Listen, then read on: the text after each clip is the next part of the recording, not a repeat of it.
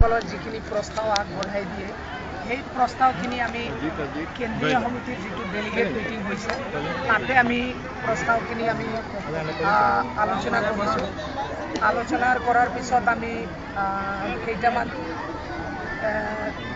13 number point আমি একগোট কৰি আমি মাননীয় মুখ্যমন্ত্ৰীলৈ তেখেতক আমি প্ৰেৰণ কৰিম। আমাৰ ভোজপুৰী ভাইসকল যিখিনি মানুহ আছে অসমত বসবাস কৰি আছে, বহুত ক্ষেত্ৰত আমি পিছ পৰি আছোঁ। আজি চাওক, যি জনগোষ্ঠীৰ 3 লাখ 4 লাখ জনসংখ্যা আছে তেখেতসকলক ডেভেলপমেণ্ট কাউন্সিল দিয়া হৈছে।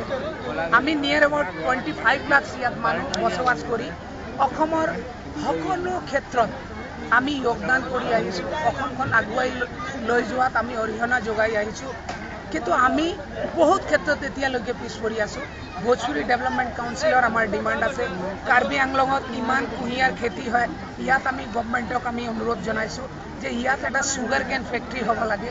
আমাৰ যিসকলে কৃষক ভাইসকল আছে তেখেতসকলৰ সুবিধা হ'ব, ইয়াত যিসকলে বেপাৰ কৰি আছে তেখেতসকলৰ সুবিধা হ'ব, আমাৰ জিলাখন প্ৰগতি পথত যাব। আমি এটা আৰু প্ৰমুখ সমস্যা ইয়াত উত্থাপন কৰিছোঁ। আমাৰ যিখন অসমত হিন্দী স্কুল আছে, হিন্দী স্কুলত কি হয়, নন হিন্দী মিডিয়ামত পঢ়া শিক্ষকক নিযুক্তি দিয়া হয়।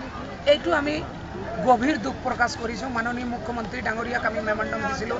আমি বিচাৰিছোঁ হিন্দী বুলি নহয়, বঙালী স্কুলত বঙালী মাধ্যমত পঢ়া শিক্ষকসকলক নিযুক্তি দিব লাগে, অসমীয়া স্কুলত অসমীয়া মাধ্যমত পঢ়া শিক্ষকসকলক নিযুক্তি দিব লাগে। সেইকাৰণে আমি অনুৰোধ কৰিছোঁ যে আমাৰ হিন্দী স্কুলত হিন্দী মাধ্যমত পঢ়া শুনা কৰা, সি বেংগলী হ'ব পাৰে, অসমীয়া হ'ব পাৰে, কিন্তু মাধ্যমটো যদি হিন্দী মিডিয়ামত পঢ়িছে তেখেতসকলে নিযুক্তি দিব লাগে।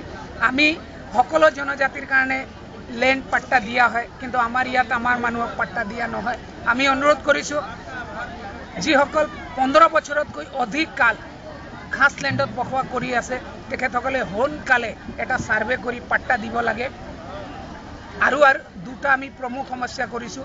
আমাৰ নাগালেণ্ড আৰু আসাম বৰ্ডাৰত যিখিনি সমস্যা উৎপন্ন হৈছে সেইটো আমি মুখ্যমন্ত্ৰী ডাঙৰীয়াক অনুৰোধ জনাইছোঁ, সেইটো সোনকালে মীমাংসা কৰিব লাগে।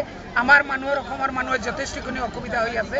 ঠিক এনেধৰণৰ তাৰ লগত এটা প্ৰমুখ 1 নম্বৰ আমি দিছোঁ যে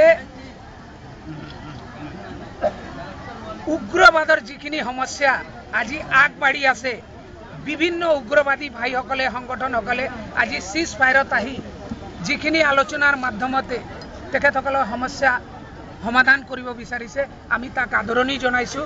আমি ইয়াত ডিমাণ্ড দিছোঁ যে এনে খালি আলোচনা কৰি থাকিলে নহ'ব, এইটো খৰকটীয়াকৈ কৰি এই আলোচনাটো সোনকালে সমাধান পথত আনিব লাগে। সেইটো 1 নম্বৰ আমি দিছোঁ। ঠিক এনেধৰণৰ আমি 13 সূত্ৰী মাং আমি ডিমাণ্ড প্লেচ কৰিম মাননীয় মুখ্যমন্ত্ৰীৰ ওচৰত। এইখিনি আনিম। Thank U.